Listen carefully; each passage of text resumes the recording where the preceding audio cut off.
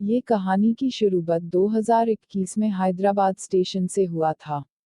अनिकेत कोलकाता की बरसात के रहने वाला था और उनके बड़े भाई की शादी में अपने घर जाने के लिए हैदराबाद स्टेशन में ट्रेन पकड़ने के लिए ट्रेन का प्रतीक्षा कर रहा था। उस वक्त जनवरी का महीना था और ठंड बहुत ही गिर रहा था और अनिकेत का ट्रेन रात की 9:15 में था। एक खूबसूरत लड़की अपने हाथों में बैग लेकर भागते भागते अनिकेत के पास आया और कहा, आप बता सकते हैं कि हैदराबाद से कोलकाता जाने वाला ट्रेन कब तक आएगा? अनिकेत स्टेशन पर एक बेंच पर बैठा हुआ था। अनिकेत ने कहा, अभी 9 बज रहा है और कोलकाता जाने वाला ट्रेन 9:15 में था, लेकिन बहुत ज्यादा धुंध गिरने के कारण ट्रेन अभी 1 घंटा लेट है। लड़की ने कहा, थैंक यू। तभी अनिकेत ने कहा, बसे आप कोलकाता में कहाँ जाएंगे? लड़की ने कहा, क्यों?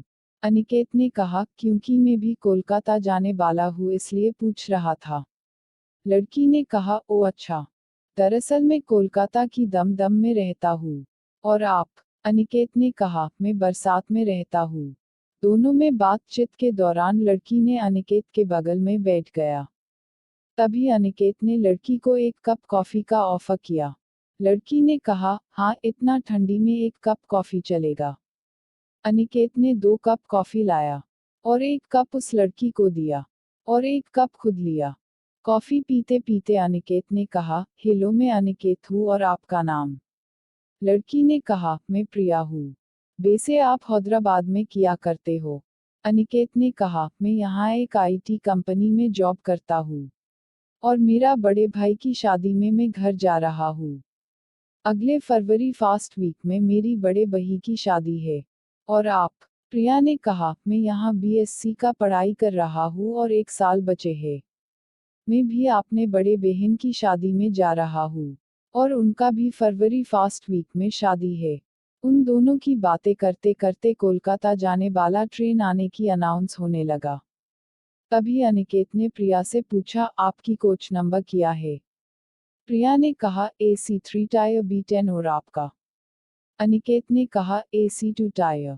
उसके बाद अनिकेत ने प्रिया से हॉर्न किया और कहा, हैप्पी जर्नी, सियालदह स्टेशन में मिलते हैं। प्रिया ने कहा, ओके बाय। ये कहते हुए वह दोनों अपने अपने ट्रेन की कोच में बैठ गया।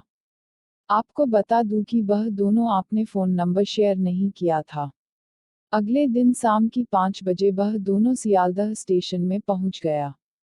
अनिकेत प्रिया से मिलने के लिए बेचे था इसलिए वह ट्रेन से जल्दी उतारकर AC3 टायर B10 के दरवाजा के बाहर प्रिया की इंतजार करने लगा। कुछ देर में प्रिया ट्रेन से उतरा और कहा, आपका सफर कैसा रहा?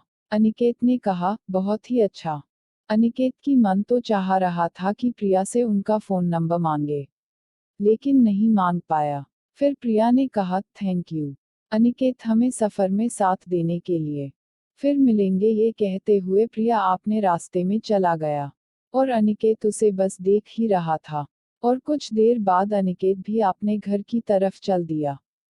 आपको बता हूं कि अनिकेत और प्रिया को पता ही नहीं था कि उन दोनों की जिंदगी में एक बहुत बड़ा सरप्राइज आने वाला है। वह सरप्राइज क्या है? चलिए जान लेते हैं। वह दिन आ ही गया जब अनिकेत की अपने बड़े भाई का शादी होने वाला था। अनिकेत ने अपने बड़े भाई और बारात के साथ लड़की के घर में शादी के लिए चला गया। तभी प्रिया ने अनिकेत को उसके जीजा जी के साथ देखकर हैरान हो गया। प्रिया ने सोचने लगा, अनिकेत ने कहा था कि उनका बड़े भाई की शादी है। मतलब? प्रिया समझ गया था। आपको बता दूं कि इत्तेफाक से अनिकेत और प्रिया एक दूसरे का रिश्तेदार बनने वाला था, क्योंकि अनिकेत की जो भाभी बनने वाला था वह प्रिया के बड़े बहन था। अनिकेत ने पहले प्रिया को नहीं देखा था, लेकिन प्रिया खुद अनिकेत से मिलने के लिए आया और कहा, हेलो अनिकेत जी, मुझे पहचान रहे हो? अनिकेत प्रिया को देखकर चौंक गया और कहा, तुम यहाँ और कैसे? प्रिया ने कहा, मैं भी तुम्हें देखकर हैरान हूँ। तुम यहाँ और कैसे? फिर दोनों ने आपने आपने परिचय दिया और ताज्जुब की बात है कि वह दोनों ही एक दूसरे का रिश्तेदार निकले। वह दोनों बहुत खुश था, खास करके अनिकेत, क्योंकि प्रिया को वह बहुत पसंद था। शादी होने की 2 दिन बाद प्रिया ने अपने बड़े बहन को फोन किया और वह फोन अनिकेत ने उठाया। फिर उन दोनों में बहुत बातचीत हुआ। आखिर में प्रिया ने कहा, अब से तुम अपने नंबर से मुझे फोन करना, मेरा फोन नंबर दीदी के फोन से ले लो। उसके बाद प्रिया ने आपने फोन काट दिया। एक दिन अनिकेत ने प्रिया को रात 8 बजे अपने घर की बेलकुनी से फोन किया और कहा, प्रिया कैसा हो? प्रिया, हाँ ठीक हूँ, और तुम? अनिकेत, हाँ मैं भी। कब जा रहे हो हैदराबाद? प्रिया, 10 दिन बाद। और तुम? अनिकेत, मैं भी, लेकिन अभी तक टिकट नहीं कटा। प्रिया, मैं भी अभी तक टिकट नहीं किया। अनिकेत, तो एक काम करता हूँ, मेरा और तुम्हारा एक ही साथ टिकट कर लेता हूँ। प्रिया, ठीक है कर लो। अनिकेत ने अचानक पूछा, तुम किसी से प्यार करते हो? मेरा मतलब तुम्हारा कोई बॉयफ्रेंड? प्रिया, अचानक ये सवाल। ना अभी तक तो कोई नहीं। क्यों, किसी से प्यार करते हो क्या? अनिकेत, हाँ तुमसे। प्रिया, पागल हो गया क्या? मजाक मत करो अनिकेत, सही सही बताओ ना, कौन है वह खुशनसीब लड़की जो तुम्हारी होने वाला है? तभी अचानक अनिकेत की भाभी आ गया और कहा, अनी किससे बात हो रहा है? कोई पसंद आ गया है क्या? क्योंकि अब तो तुम्हारा बारी है शादी करने का। बताओ बताओ, मैं तुम्हारे बड़े भाई से तुम्हारा शादी के लिए बात करूंगा। अनिकेत ने कहा, भाभी मैं आपकी बहन प्रिया से बहुत प्यार करता हूँ। वह मुझे पहली बार हैदराबाद स्टेशन में मिले थे, तभी से प्रिया मुझे बहुत ही पसंद है। और उस वक्त मुझे मालूम नहीं था कि वह आपकी बहन है। भाभी ने कहा, यह बात है, मैं आज ही मम्मी पापा से बात करता हूँ तुम्हारी और प्रिया की शादी के बारे में। भाभी ने राजी इसलिए हुआ था कि भाभी को पता था कि अनिकेत एक बहुत ही अच्छा लड़का है और प्रिया को वह बहुत ही ख्याल रखेगा।